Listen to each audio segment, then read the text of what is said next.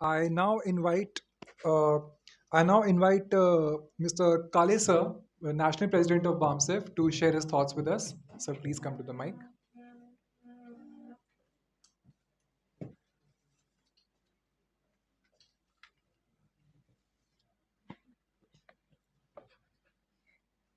जय मूल निवासी साथियों, आज ये दिन भर का जो सेशन यहाँ पर बार एसोसिएशन का ऑल बार एसोसिएशन के माध्यम से कॉल किया गया था, इसमें 2 सत्रों का कंसेप्ट रखने के पीछे यही एक पर्पस था कि दिन भर हमारे देश भर से जो आए हुए सारे अधिवक्ता है, उनको अलग अलग मुद्दों के ऊपर हम कुछ बातें सोचने के लिए भी चाहते थे, वो भी समाज के लिए कुछ अपना जो योगदान है वो देना चाहते हैं।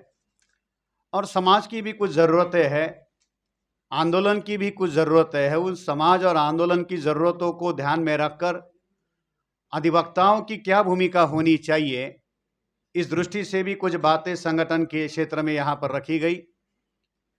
और उसी दिशा में हम अपने अधिवक्ताओं को, जो आज इस कार्यक्रम में मौजूद है और जिन लोगों को हम आने वाले समय में जोड़ना चाहते हैं, उन लोगों के लिए साथियों ये 2 सब्जेक्ट हम लोगों ने रखे थे। पहले सेशन में भी हमने उसी बात को विस्तार से जानने समझने की कोशिश की कि बाबा साहब अम्बेडकर की दृष्टि से लोकतंत्र और न्यायपालिका का क्या रोल हो और वास्तव में क्या हो रहा है। कहीं ऐसा तो नहीं कि हम लोग इल्यूजन में है कि कॉन्स्टिट्यूशन लागू है, सारे सिविल राइट्स लोग ले रहे हैं और किसी तरीके का किसी को कोई अवरोध नहीं है, इंडिविजुअल लेवल पर भी नहीं, सोसाइटी के लेवल पर भी नहीं, या ऐसा भी नहीं कि हम लोग इग्नोरेंस में है। हकीकत यह है कि समाज का एक बहुत बड़ा तबका इग्नोरेंस में है और जो पढ़ा लिखा वर्ग जो है वो इल्यूजन का शिकार। एक साथ दोनों चीजें हमारे सोसाइटी में हो रही है कि जो समाज का जो बड़ा हिस्सा है, जिस हिस्से को सबसे ज्यादा कानून की जरूरत है, जिस हिस्से को सबसे ज्यादा प्रोटेक्शन की जरूरत है, जो सबसे ज्यादा इनसिक्योर है, कभी भी विक्टिम हो सकता है। और एट्रोसिटीज में सबसे पहला विक्टिम वही होता है, चाहे राइट्स हो, चाहे छोटी छोटी बातें हो, उन सारी चीजों में वो इजी विक्टिम है, आसानी से उसको एक्सप्लॉइट किया जाता है, उसको पता ही नहीं कि उसके लिए ये सारी व्यवस्था है। वो बाबा साहब का फोटो देखता है, बाबा साहब के फोटो में उनके हाथ में कॉन्स्टिट्यूशन देखता है, यही उसके पास कॉन्स्टिट्यूशन की जानकारी है कि बाबा साहब ने हमारे लिए कुछ लिया। मगर उसको ये पता नहीं कि बाबा साहब अम्बेडकर ने क्या क्या व्यवस्थाएं की हैं और उसको लागू करने के लिए किन लोगों की जिम्मेदारी भी लगाई है। क्योंकि बाबा साहब अम्बेडकर ये जानते थे कि संविधान बनाने के बाद में भी उन्हीं लोगों के हाथों में जाएगा जो हजारों सालों से अपना एक संविधान देश में चला रहे थे। तो इसको लागू करने के लिए उन्होंने एक अल्टरनेट व्यवस्था की थी। वो समाज के अंदर एक इंटेलेक्चुअल क्लास पैदा किया था कि जो इन बातों के लिए पहल करेगा उसको लागू करने के लिए। अब उसको इस बात की भी जानकारी नहीं है। एक बड़ा सा तबका हमारे समाज का इग्नोरेंस में है कि भाई ऐसी कुछ व्यवस्था हमारे अधिकारों की है और उसके लिए हम लोगों को लड़ने का जरूरत है।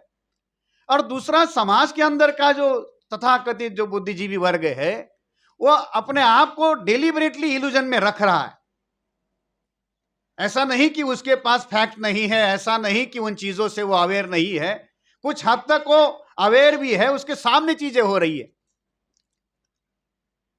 अब जब खुलेआम संविधान जलाया जा रहा है, वो भी दिल्ली के कैपिटल में, यहां जंतर मंतर पर बाकायदा कार्यक्रम करके जलाया जा रहा है, संविधान के पन्नों को फाड़ा जाता है, जलाया जाता है, उसके बावजूद भी अगर हम ये कहें कि नहीं हमें कुछ पता ही नहीं ऐसा देश में हो रहा है, तो हम तो ये कह नहीं सकते कि उसकी जानकारी नहीं है। In the age of information our illusion is our choice.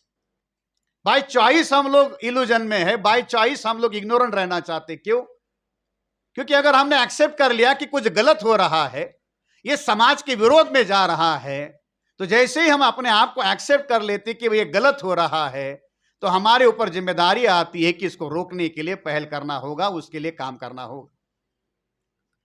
हम ये मान रहे कि गलत हो रहा है, मगर उसको रोकने के लिए पहल नहीं करी। सवेरे के सेशन में भी हमारे कुशवाहा साहब ने यही सवाल पूछा था कि इसकी रेमेडी क्या है। रेमेडी ऊपर से नहीं आएगी। रेमेडी जिन लोगों को इसका समाधान करना है, उन लोगों को ये सोचना है कि क्या दुश्मन अपने आप ये सारी चीजें छोड़ देगा। पावर नेवर परकोलेट, ये सारा एकाधिकार वो क्यों बना रहे, ताकि आपके अधिकारों को आप लागू ना कर सके, और हम अगर उनकी ही तरफ से सोचते बैठेंगे तो नहीं होगा।